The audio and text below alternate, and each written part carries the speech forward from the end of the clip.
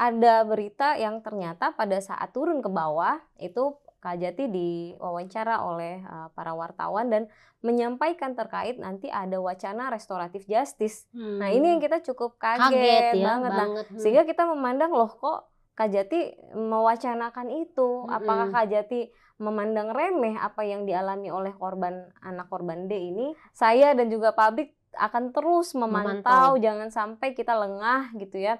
Ada proses-proses hukum yang dicoba-coba mengkerdilkan penganiayaan yang dialami oleh David. Jadi saya melihat dari pasal 355 KUHP terencana penganiayaan berat itu sudah cukup terpenuhi begitu. Perannya apa saja? Pertama, dari para pelaku, baik itu tersangka MDS, tersangka S ataupun anak hukum AG, mereka sudah masuk ke ruang-ruang perencanaan. Makanya kita benar-benar berharap doa dari teman-teman semuanya, seluruh masyarakat Indonesia, karena dokter bilang ada satu variabel yang jangan dilupakan, yaitu mukjizat, Mukjizat, doa keajaiban. ya. Ya, doa itu benar-benar mengetuk pintu langit. Kita berharap ada keajaiban-keajaiban untuk David sehingga kesadaran dia segera pulih secara kuantitatif maupun secara kualitatif.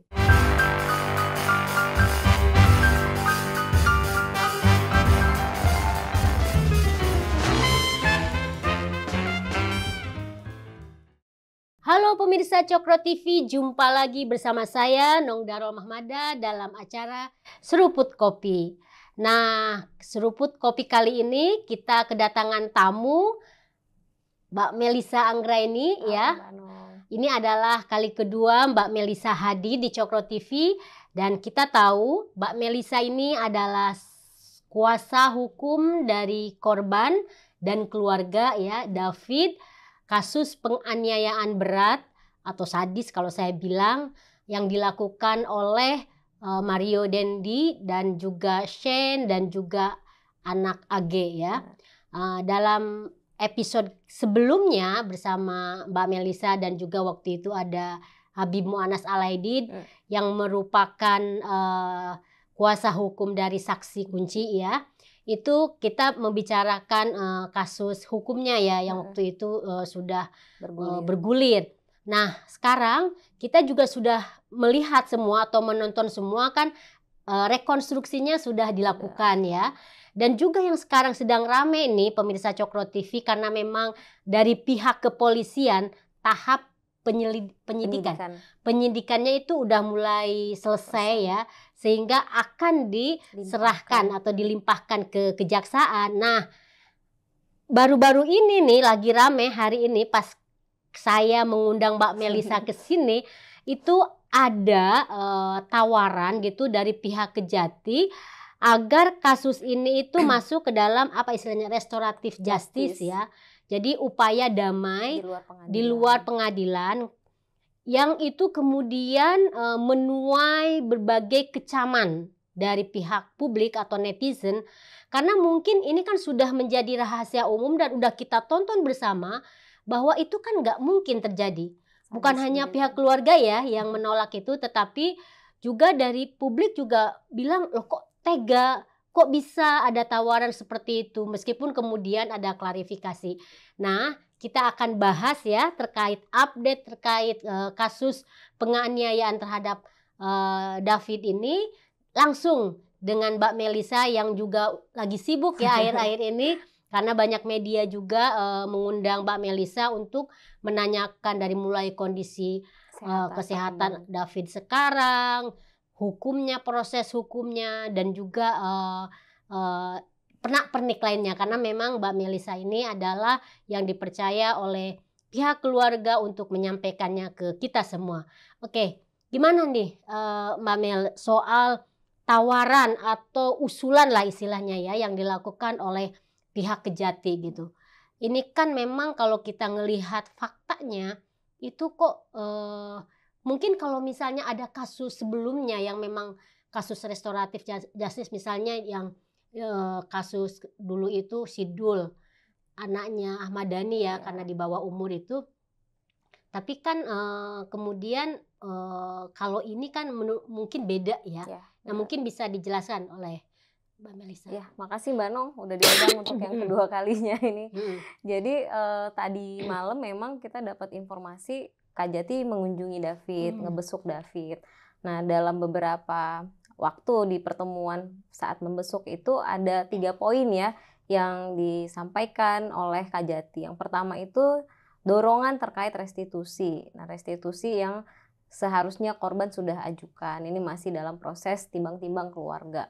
Kemudian Kajati juga langsung melihat kondisinya David waktu itu ya, langsung masuk ke ruang ICU, beliau langsung Jadi melihat. udah nengok langsung Sudah. ya? Nah, waktu melihat itu kebetulan saya tidak hadir waktu kemarin datang, tetapi teman-teman sampaikan pada saat Kajati melihat, Kajati sungguh sedih sampai nangis ya Iya, katanya begitu ngelihat ya. David sampai nangis dan dengan tegas menyampaikan ini udah jelas penganiayaan berat begitu karena hampir 1 bulan nih David terbaring di ruang ICU dan masih belum memiliki kesadaran secara kualitatif atau kognitifnya.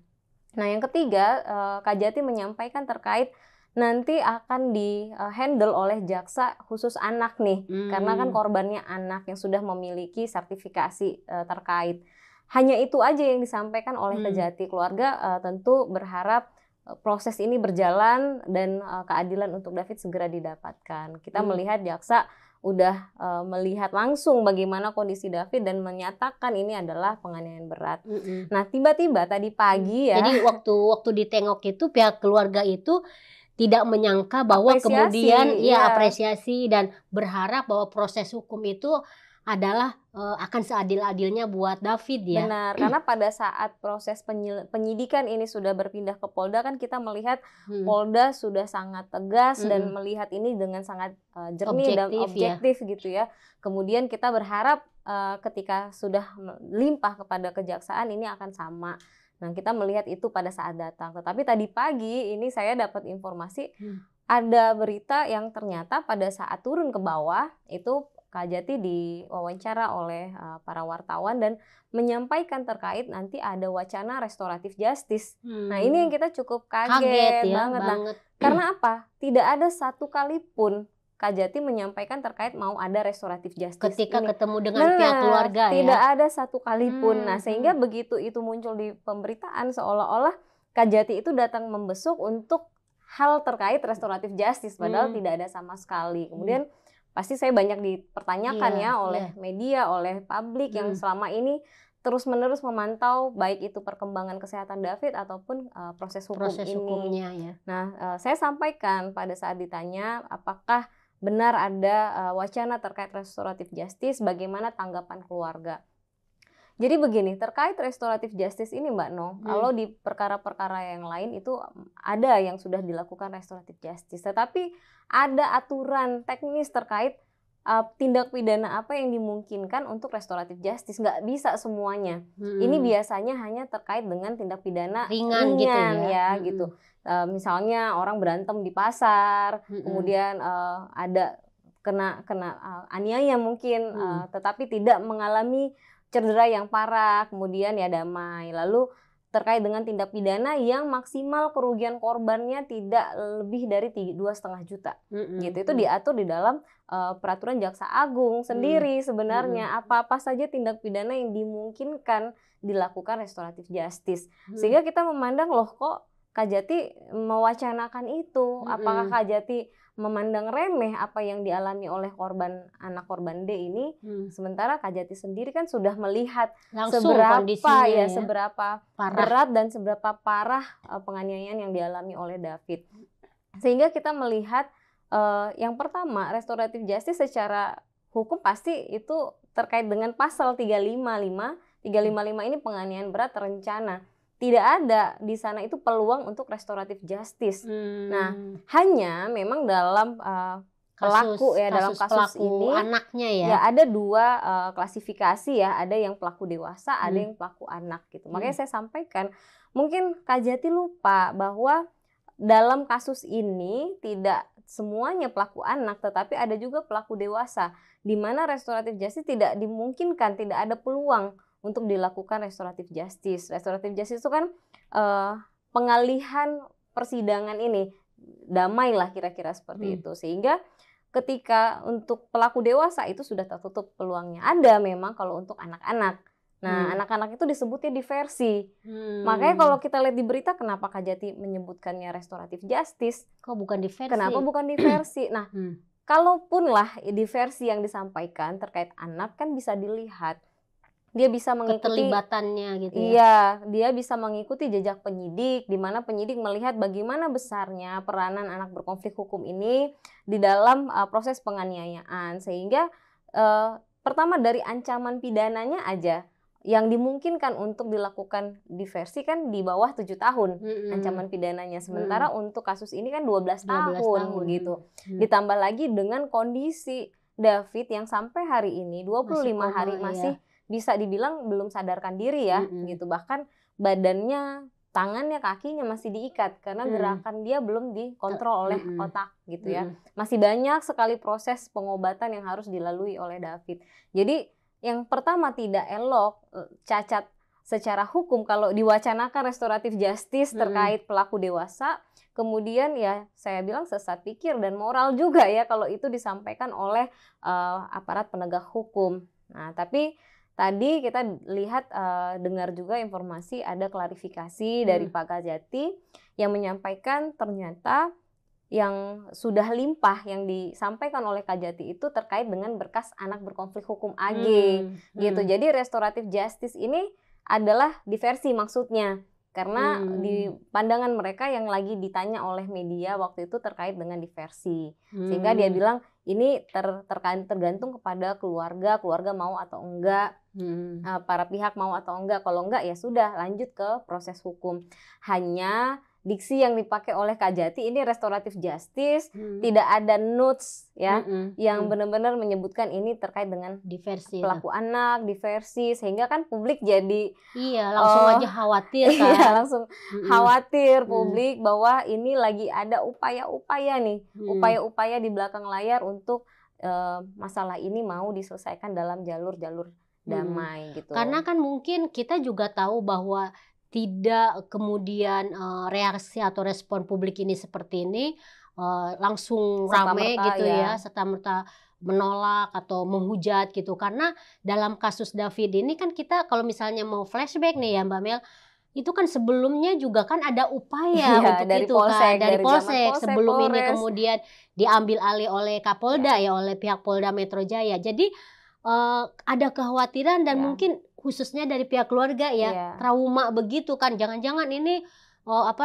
ada sesuatu udang di balik batu lah segala macam kan, ngelihatnya seperti itu ya. Saya melihat orang tua David hari ini tuh bukan hanya orang tua biologisnya lagi, orang tua David ini udah seluruh masyarakat Indonesia karena mereka benar-benar ingin memantau jangan sampai ada sedikit pun ruang-ruang untuk membuat perkara ini tidak terang. Karena dalam rekonstruksi kemarin sudah terang sekali bagaimana gitu, peran masing-masing pelaku ya. Gitu. Nah, saya sih apresiasi ya Kak Jati sudah menyampaikan klarifikasi terkait bahwa itu terkait dengan anak berkonflik hukum AG. Dan dia statement juga tadi Mbak Nong bahwa tidak ada peluang untuk restoratif justice terhadap Mario Dendi dan juga tersangka S gitu. Jadi kita ya sudah mudah-mudahan publik juga memahami, tetapi yang pasti saya dan juga publik akan terus memantau jangan sampai kita lengah gitu ya.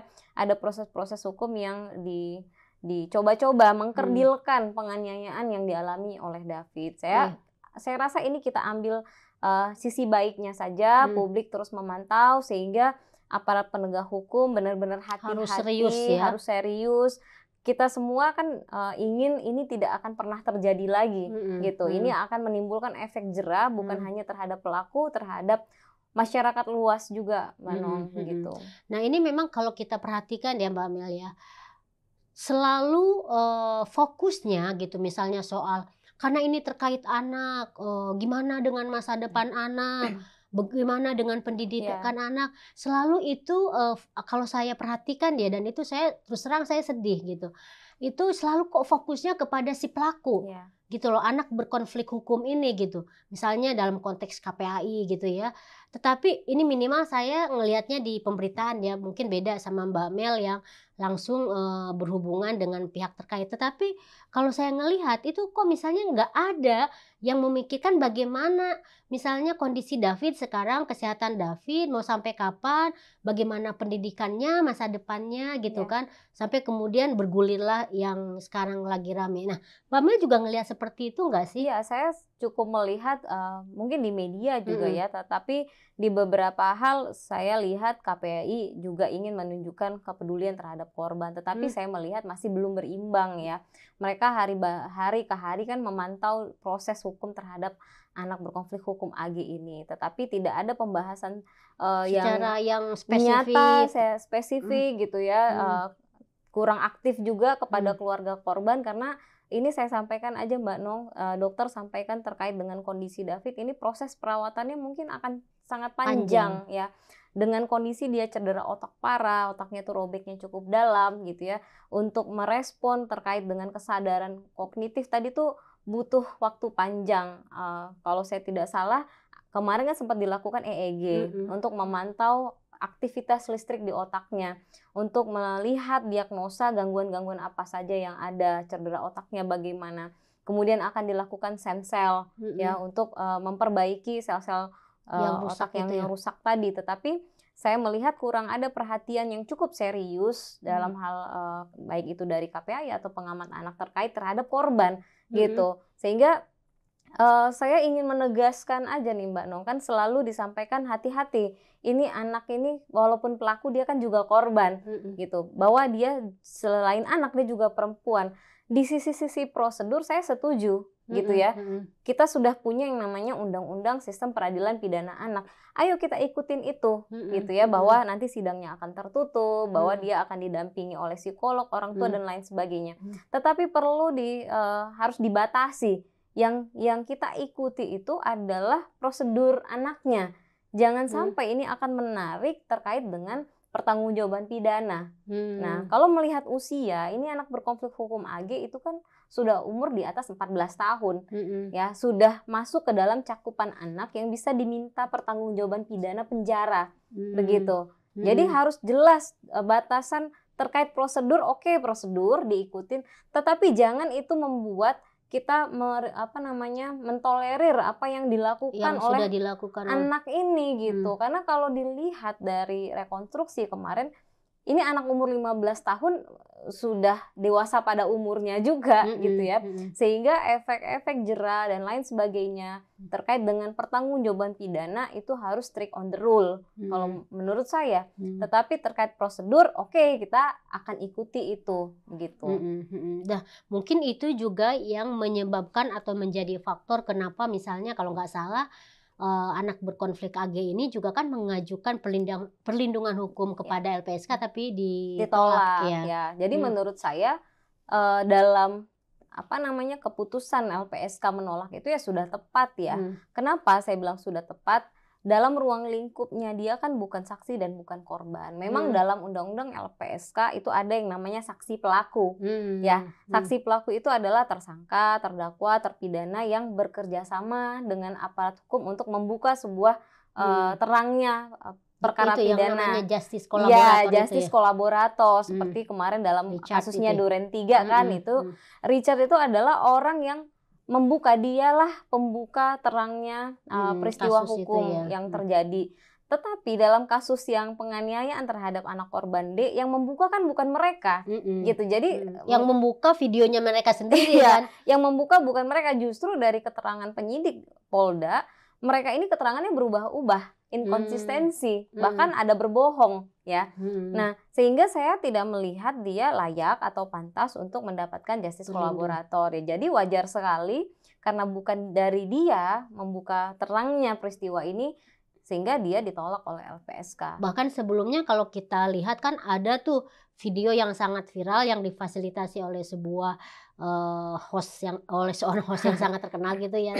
Itu kan justru ingin menutup-nutup, kalau dibilang akhirnya kesimpulannya kan seperti itu. Ketika misalnya dia ngomongnya kan sebelum ada rekonstruksi kan. Jadi ada upaya perlindungan atau pembelaan yang terlalu istilahnya tuh dibuat-buat ya. Ya, kalau itu saya bilang udah nggak ada nilai sama sekali di mata hukum ya.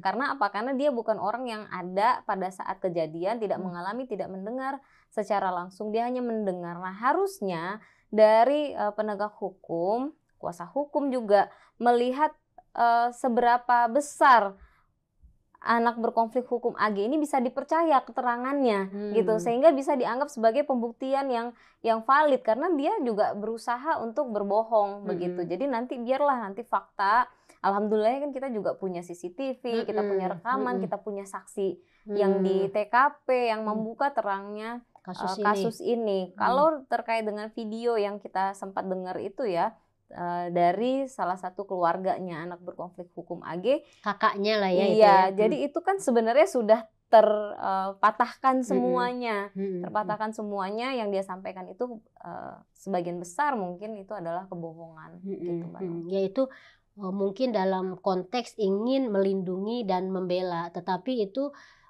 ternyata sama sekali berbeda dengan fakta yang sebenarnya kan. Iya, benar. Nah, sama dengan kayak yang mereka sampaikan terkait dengan APA, pembisik awal, dialah provokator dan lain sebagainya. Kan kemarin ramai juga tuh APA melaporkan ketiga pelaku ini ya. Nah, kalau saya lihat ya itu adalah bentuk konkret dari seorang APA ini untuk membantah apa yang dituduhkan kepadanya gitu. Sehingga ini akan menjadi titik terang juga kalau memang mereka ingin menarik siapa sebenarnya yang pembisik awalnya, meskipun secara rumusan pidana yang waktu minggu lalu saya sampaikan tidak ada kaitannya dengan motif. Karena apa? Penganiayaan ini sudah terjadi, pelakunya ada, korbannya ada, dampaknya jelas gitu kan. Tetapi kalaupun yang APA tadi melaporkan, saya sih setuju aja. Cuma jangan tanggung-tanggung, jangan dilaporkan pencemaran nama baik. Kalau saya melihatnya ini sudah memberikan berita bohong yang menyebabkan kegaduhan ya. Kenapa nggak pasal 1 Undang-Undang nomor 46 ITE ya? pasal 16 terkait dengan berita bohong, Mbak Nong. Itu ancamannya bisa 10 tahun begitu. Karena kan mereka menyampaikan bahwa provokatornya adalah APA ini begitu.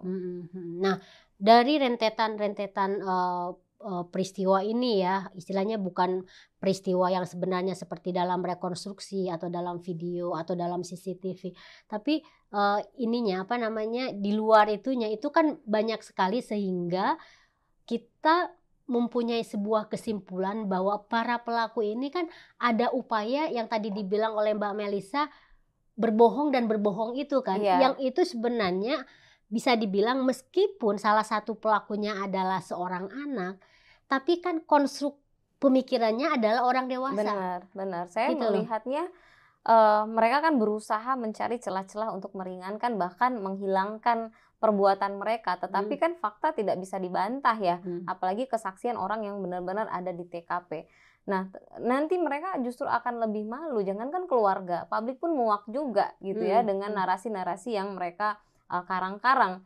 Dulu ingat di awal-awal dulu ya Mbak Nong, kuasa hukum anak berkonflik hukum AG ini bilang kami tidak merekam gitu, kami ini terpaksa segala macam. Tetapi pada akhirnya pada saat rekonstruksi kan mereka malu sendiri. Kenyataannya memang ikut merekam gitu, peranannya cukup besar. Nah, kemudian dari yang tersangka S juga kami cuma merekam gitu. Merekamnya kan bukan di studio, merekamnya bukan di mall gitu ya, merekamnya di tindak pidana, dan dia saya rasa cukup memiliki peran ya. Nanti saya bisa jabarkan peranan mereka masing-masing apa. Gitu. Nah, Mbak Melisa kan juga mengikuti rekonstruksi ya. Apa yang selama ini misalnya diserang gitu kan, misalnya yang dalam wawancara sebelumnya kan waktu itu kita juga ingin mengcounter soal adanya pelecehan lah. Kenapa misalnya ada peristiwa ini karena ada pelecehan dan lain-lain gitu ya. Terus misalnya soal banyak hal lah yang itu lebih banyak menyudutkan korban ya, anak korban, dan kayak semacam menjustifikasi kekerasan yang dialami oleh anak korban itu. Nah, setelah melihat langsung gitu kan, itu bagaimana nih Mbak Melisa ngelihat keterlibatan dari 3 pelaku ini? Iya, tadi yang saya sampaikan peran masing-masingnya peran ya. masing-masing Benar, itu. Mbak Nong. Jadi direkonstruksi lebih jelas lagi karena di sana ada saksi kunci dan based on CCTV kan yang diperagakan dari 37 totalnya mungkin 40 reka adegan itu ya. Jadi saya melihat dari pasal 355 KUHP terencana penganiayaan berat itu sudah cukup terpenuhi begitu. Perannya apa saja? Pertama, dari para pelaku, baik itu tersangka MDS, tersangka S ataupun anak hukum AG, mereka sudah masuk ke ruang-ruang perencanaan. Kalau kita lihat, ketika mereka masuk ke dalam lokasi, mereka tuh sudah tidak lagi berbicara nanti gua ngapain seperti apa.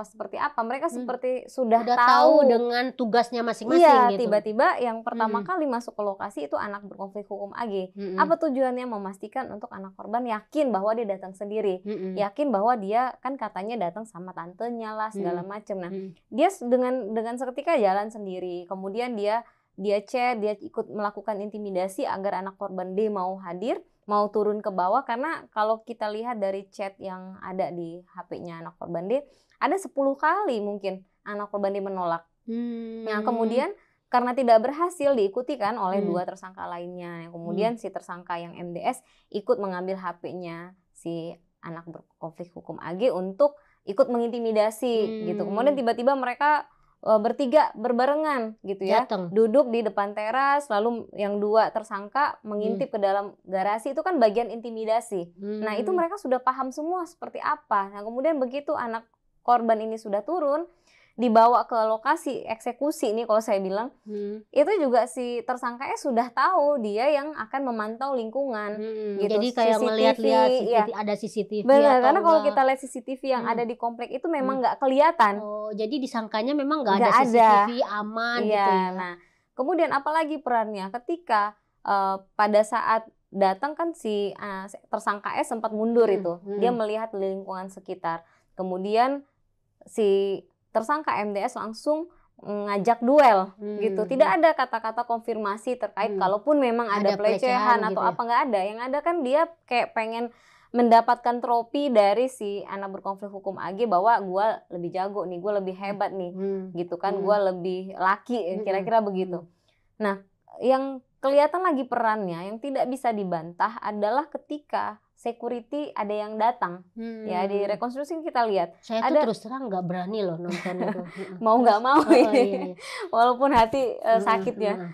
Nah, pada saat rekonstruksi pertama, mereka kan suruh anak korban itu untuk push up, nggak sanggup 50 disuruh tobat itu posisi katanya. tobat.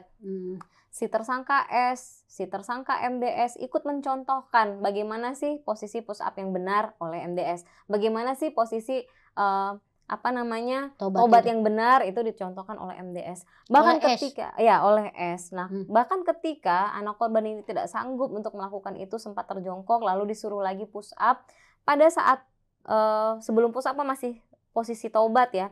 Si anak AG itu ada di depan sana gitu, tanpa sedikit pun ada gerakan-gerakan melerai, mencegah. Artinya mereka datang ke sana sudah dalam satu frame apa yang ingin dilakukan. Bahkan pada saat lagi posisi tobat itu si anak AG mengambil korek yang ada di posisi kepala sebelah kirinya anak korban. Jadi dia ngambil begini, lagi posisi tobat nih, dia ambil terus dia ngerokok. Nah, kita bisa bayangkan gitu seperti apa kondisi batin mereka terhadap penganiayaan yang dilakukan kepada anak korban ini. Security datang, yang pertama kali ngasih tahu ada orang yang datang lalu disuruh cepat berdiri itu kan tersangka S. Akhirnya semua berdiri dulu. Gitu. Kayak seakan-akan tidak terjadi apa-apa ya, gitu ya, cuma ngobrol biasa gitu. Benar, kita nggak tahu sebenarnya pada saat itu apa yang diintimidasi terhadap anak korban ya, sehingga anak korban mungkin kelelahan karena disuruh persekusi dan lain sebagainya.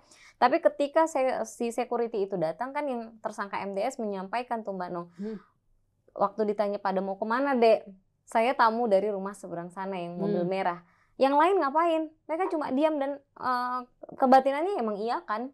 Nah, sehingga ketika security itu pergi, mereka bisa-bisanya lo lanjut lagi gitu. Jadi itu udah peranan besar. Jadi apapun yang dilakukan oleh pelaku utama, dalam hal ini adalah MDS yang sungguh luar biasa biadab keji itu diiyakan dan diperbantukan oleh mereka semua. Ada yang mengambil sisi menempatkan, membiarkan, memfasilitasi sehingga sampai di alamat itu. Ada yang bertugas untuk melihat sekeliling.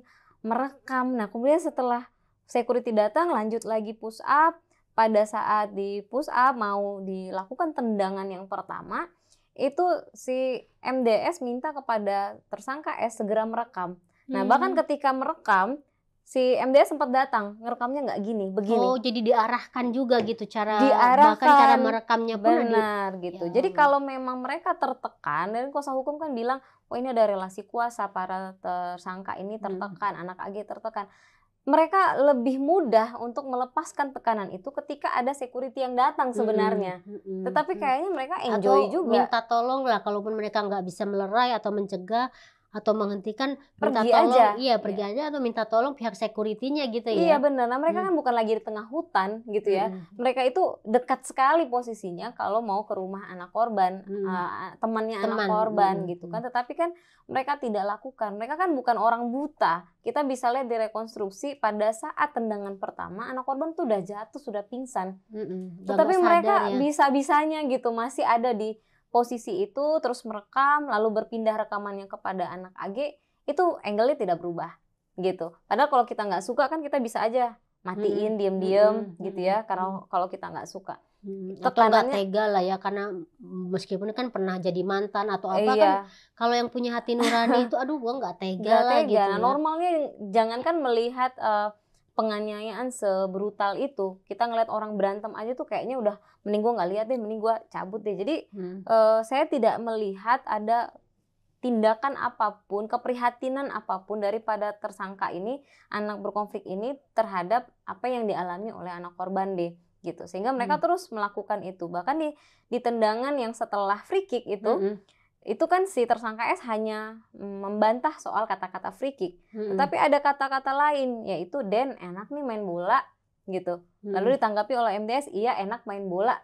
Itu gimana ya nalar mereka sebagai manusia gitu. Kalau kuasa hukumnya si S bilang, ini si S itu hidup di keluarga yang sederhana, bapaknya masih ngontrak, dia itu bla bla bla bla. Apakah orang yang dengan tingkat sosial rendah tidak punya nilai kemanusiaan? Kan enggak juga gitu. Tetapi kan mereka ini melihat bahwa anak korban sudah tidak berdaya, tetapi masih ada glorifikasi, ada selebrasi, lalu bisa-bisanya bilang Den enak nih main bola. Nah, ada katanya dia sempat melerai, tapi melerainya kapan Mbak Nong? Melerainya pada saat setelah pemukulan yang kan dipukul sempat terakhir ya, pakai tangan di kepala lagi. Itu baru udah Den, itu udah nggak ada gunanya karena anak korban sudah kondisinya udah kritis. Kalau dokter sampaikan waktu itu ya, 1 kali lagi pukulan meski itu ringan, David udah nggak tahu deh bagaimana gitu. Nah, sehingga terhentinya perbuatan itu ya memang karena ada orang lain yang datang. Nah, peranannya lagi apa? Bahkan ketika selesai proses itu, anak korban dia sudah dibawa ke rumah sakit, kok bisa video itu tersebar? Iya, gitu. Sempat dikirimkan, entah ke circle-nya yang akhirnya tersebar, entah ke siapa.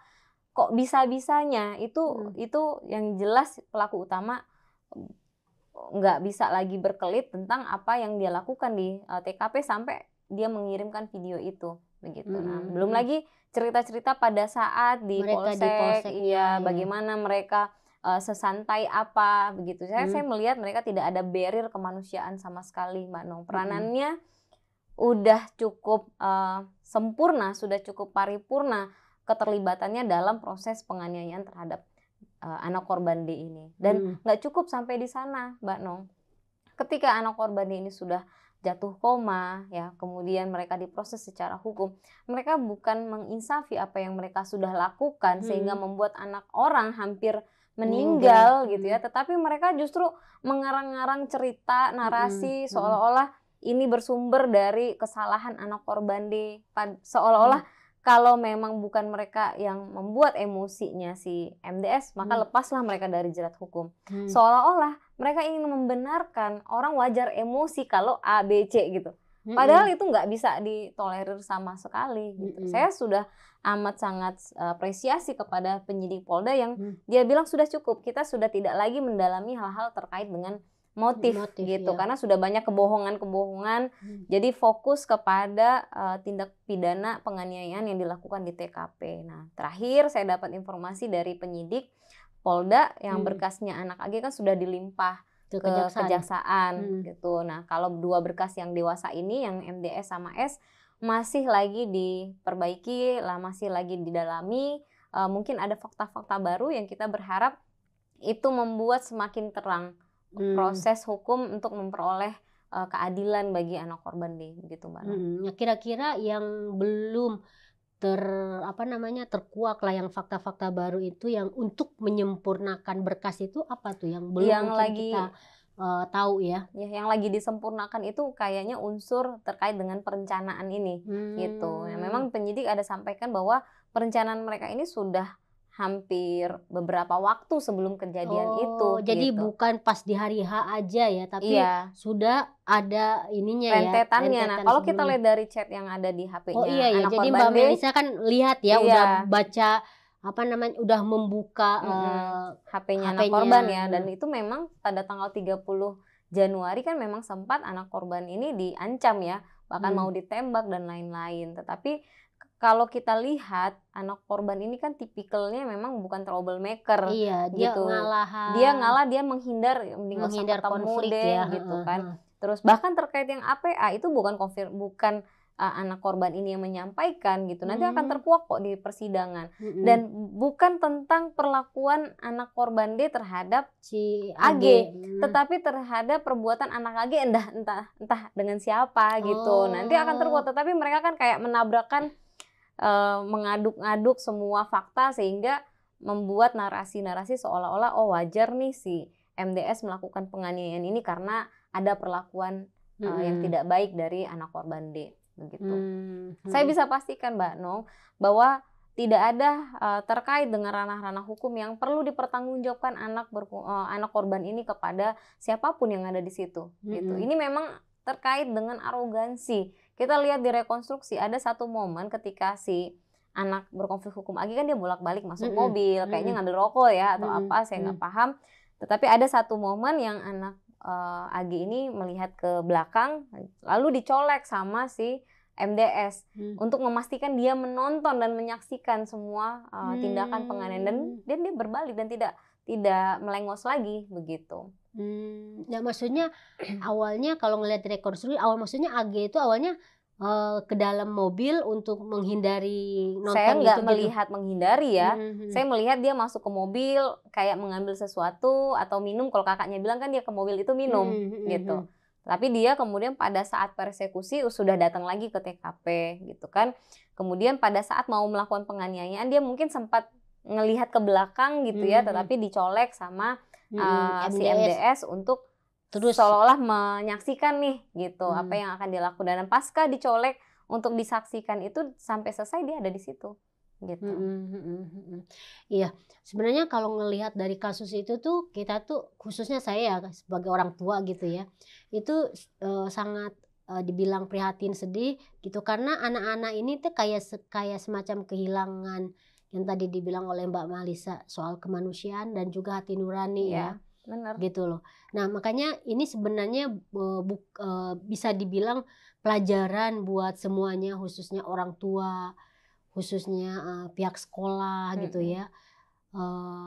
Dan dampak kan kita tahu semua tuh, dampak dari peristiwa ini bukan hanya terkait pada korban David gitu, tetapi juga kan besar sekali yaitu efeknya seperti tsunami ya buat Kementerian Keuangan khususnya ya. Ya benar, karena memang kita melihat ini sumbernya adalah bagaimana keluarga ini mendidik anak-anaknya ya, sehingga mereka punya batas terkait dengan berempati, terkait dengan kemanusiaan. Kalau ada juga yang bilang di media Mbak Nong, ini karena selama ini si terutama yang MDS ya, selama ini suka bikin onar katanya, selama ini suka bikin masalah, tetapi selalu ditutupi begitu, iya. Sehingga jadi nggak pernah merasa harus bertanggung jawab ya. Benar, jadi sehingga ketika kejadian kemarin itu dia juga mungkin beranggapan yang sama begitu dan santai begitu, makanya ada kata-kata gue nggak takut anak orang mati. Nah itu pasti nggak takut anak orang mati itu kan atas kejadian yang di masa lalu begitu, sehingga dia tidak lagi punya rasa takut, dia ngerasa ada yang nge-backup terus menerus. Tapi soal nge-backup ini kan memang juga terbukti ya, saya pernah dapat cerita dari bapaknya David itu, dari Joe, bahwa ada upaya juga kan, kalau nggak salah di wawancara sebelumnya juga Mbak Melisa cerita bahwa ada upaya dari pihak keluarga untuk ngajak damai dan menuntut ganti rugi ya. Jadi waktu pertama-tama di Rumah Sakit Medika Permata Hijau itu Mbak Nong, mereka memang sempat beberapa kali datang ke orang tua David. Nah, yang pertama kali datang itu sepertinya bukan keluarganya, mungkin orang-orang yang diutus. Nah, kemudian baru datang ibunya, lalu datang bapaknya minta maaf. Tetapi waktu datang yang ketiga itu kan kita baru habis melihat video yang brutal itu, bagaimana kondisi kejiwaan orang tuanya David ya mungkin bisa dimaklumi. Sehingga pada waktu itu gestur yang tertangkap oleh keluarga itu gestur orang bukan mau membantu atau bertanggung jawab, tapi minta damai.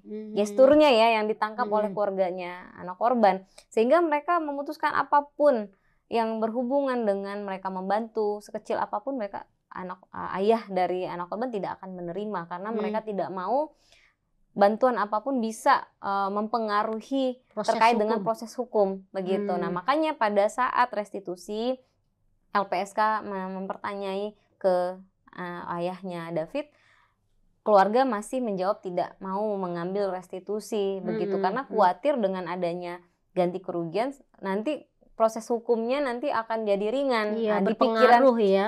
Nah tapi kemudian kan jaksa terus mendorong karena ini adalah hak yang melekat terhadap korban yang sebagai subjek hukum ini David.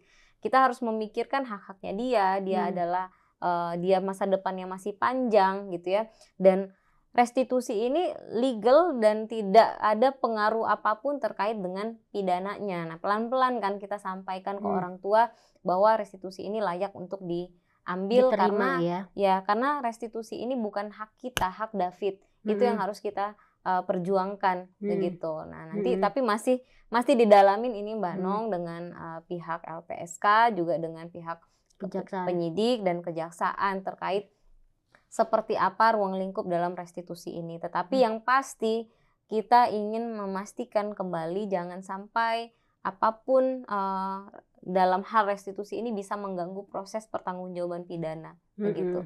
Restitusi bagian dari hukuman atau bagian dari sanksi yang memang layak diminta kepada pelaku ini begitu. Dan karena, itu dilindungi negara. Betul, karena kita juga nggak tahu kalau ngelihat kondisi David sampai sekarang, atau mungkin Mbak Melisa sedikit cerita kan sudah ketemu dan sudah membaca rekam medisnya gitu.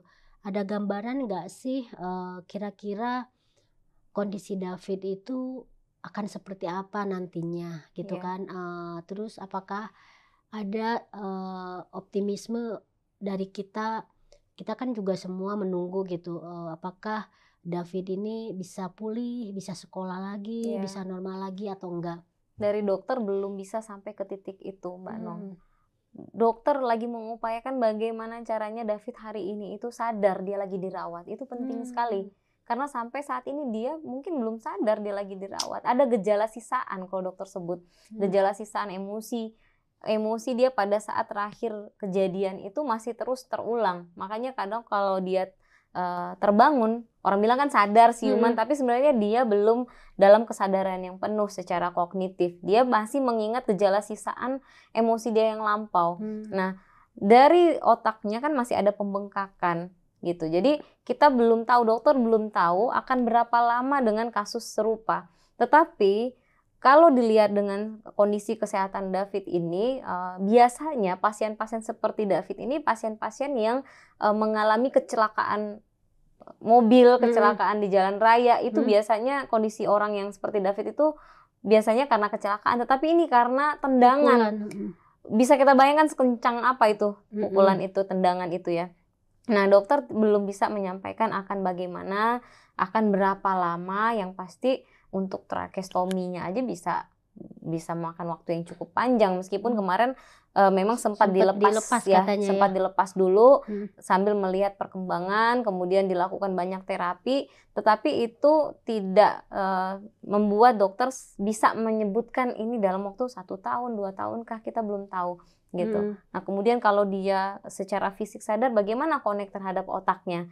kemudian pendidikan seperti apa nanti yang bisa disesuaikan dengan kondisinya. Tentu saja akan berbeda ya. Iya benar gitu. Nah kemudian anggaplah dia dalam beberapa waktu ke depan sudah bisa turun ke ruang perawatan. Apakah sudah bisa normal? Apakah sudah bisa berkomunikasi? Karena sampai detik ini belum bisa kenal sama keluarganya sendiri gitu. Masih blank ya, ibaratnya HP udah nyala tapi belum connect, belum ada sinyalnya begitu. Nah, memang ini PR-nya kalau urusan saraf dan otak gitu. Kita nggak pernah tahu berapa lama. Makanya kita benar-benar berharap doa dari teman-teman semuanya, seluruh masyarakat Indonesia, karena dokter bilang ada satu variabel yang jangan dilupakan, yaitu mukjizat, keajaiban. Doa itu benar-benar mengetuk pintu langit. Kita berharap ada keajaiban untuk David sehingga kesadaran dia segera pulih secara kuantitatif maupun secara kualitatif gitu Mbak. Oke Mbak Melisa, jadi buat pemirsa Cokro TV yang selalu memantau dan mengikuti kasus David ini, seperti yang tadi dibilang oleh Mbak Melisa bahwa kita semua bisa berperan dengan cara terus-menerus mengikuti, mengawal kasus ini secara hukum. Protes atau misalnya pengawalan dari teman-teman semua, dari pemirsa Cokro TV sangat berarti khususnya buat keluarga David, dan tentu saja doa ya. Doa karena memang selain upaya medis yang terus maksimal dilakukan oleh pihak keluarga David juga adalah doa. Makanya mukjizat Tuhan ya. Makanya kita juga senang tuh ngelihat bahwa sampai sekarang yang berkunjung ya, yang menengok David itu kurang-kurang ya. Ya terus menerus berdatangan, dan itu sangat menghibur ya istilahnya. Support banget khususnya untuk keluarga ya. Oke, terima kasih. Thank you Mbak Melisa ya. Semoga nanti kalau ada update lagi bisa kita undang lagi ya pemirsa Cokro TV. Dan sebelum saya menutup acara Seruput Kopi, kita minum dulu kopinya ya, seruputnya ya. Udah dingin ya. Oke, sekali lagi makasih Mbak. Thank you Mbak Nong. Ya, terima kasih pemirsa Cokro TV, kita akhiri perbincangan saya dengan Mbak Melisa terkait update kasus David ya. Sekali lagi terus kawal kasus David ini dan minta doanya terus, dan kita akan terus mengabarkan ke pemirsa Cokro TV apa saja yang terjadi nanti di pengadilan, vonis hukum dan lain-lain. Semoga ini terus lurus ya. Nggak ada yang seperti ya hari inilah tiba-tiba minta damai lah dan lain-lain. Oke, baik, terima kasih pemirsa Cokro TV. Kita akan ketemu lagi di Seruput Kopi berikutnya. Salam, dadah.